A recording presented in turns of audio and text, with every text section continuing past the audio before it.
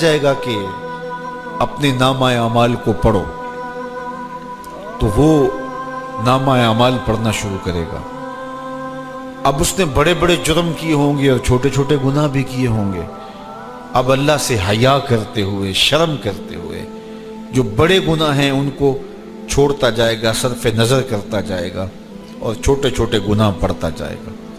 جب وہ سارا نامہ اعمال پڑھ چکے گا تو آواز آئے گی، بندے جا، میں تیرے سارے گناہوں کو بدل کے نیکیوں میں تبدیل کر دیا۔ تو وہ کہے گا، اے اللہ ابھی تو میرے بڑے بڑے گناہ رہتے تھے جو میں نے ابھی پڑھے ہی نہیں۔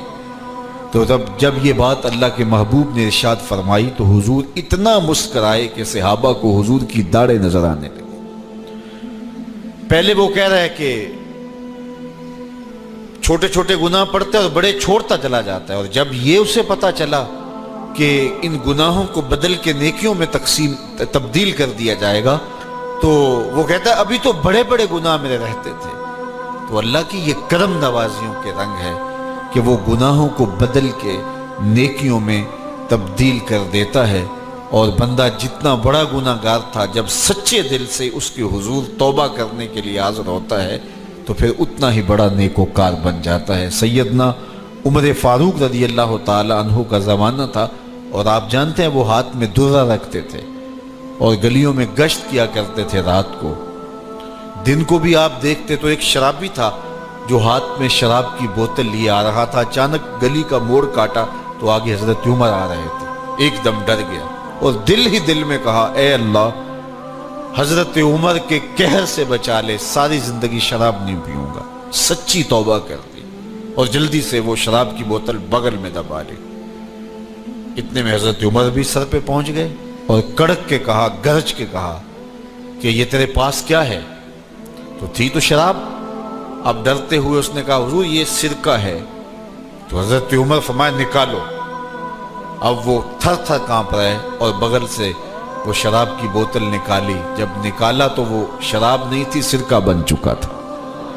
تو جو اللہ شراب کو سرکے میں بدل دینے پہ قادر ہے، وہ گناہوں کو نیکیوں میں بدل دیتا ہے۔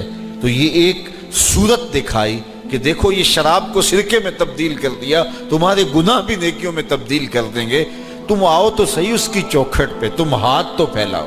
حضرت داتا گنج بخش علی حجویری علیہ رحمہ کشف المعجوب کے اندر لکھتے ہیں کہ جو فرمایا گیا کہ جس نے توبہ کی اللہ نے اس کی مغفرت کر دی، تو ایک بزرگ کا قول نقل کیا کہ جس کو اللہ نے بخشنا تھا اللہ نے اس کو توبہ کی توفیق دے دی۔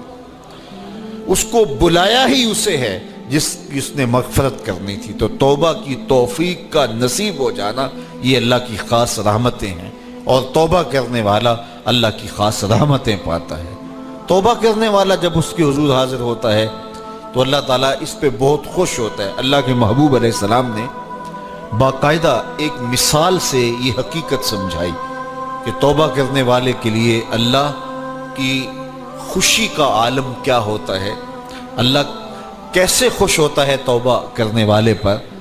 تو حضور نے ارشاد فرمایا، ایک بندہ لمبا سفر کر کے اور صحرا کے اندر ایک لمبے سفر پہ تھا، تو راستے کے اندر اس نے چند لمحوں کے لیے سستانے کے لیے، دوپہر کاٹنے کے لیے ایک درخت کے ساتھ اپنا جانور باندھا اور خود سو گیا۔ اس کا خیال تھا چند لمحوں کے لیے آنکھوں کی نیند نکالوں گا اور آگے بڑھ جاؤں گا، اس لیے اس نے سامان بھی سواری اونٹ کے اوپر جو لدا ہوا سامان تھا، اس میں کھانا تھا، پینا تھا، دیگر ضروریات کی چیزیں تھیں، تو وہ بھی نہیں اتارا، کجاوے پر ہی پڑا رہا کہ چند لمحوں کے لیے میں نے کمر سیدھی کرنی اور آگے چلے جانا ہے۔